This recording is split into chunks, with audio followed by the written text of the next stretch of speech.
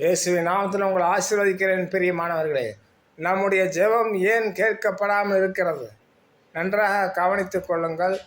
மத்தேயு 5:23 ஏசப்பா என்ன சொல்கிறார்? உன் காணிக்கையை நீ செலுத்த வரும் பொழுது உன் சகோதரன் பேரே குறை உண்டென்று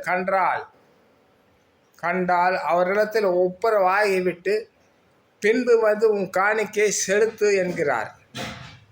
காணிக்கை என்றால் என்ன? ஜெபங்கள், கோயிலுக்கு போவது, அவரிடத்தில் விண்ணப்பம் பண்ணுவது, பலி, அவருக்காக நாம் ஊழியம் செய்வது, இது எல்லாம் தான்.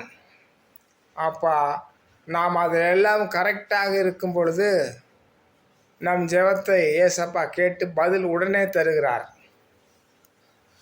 ஆனால் ஒரு சில பேர் நாம் எத்தனை பேசினாலும் அவர்கள் சமாதானத்துக்கு வரமாட்டார்கள்.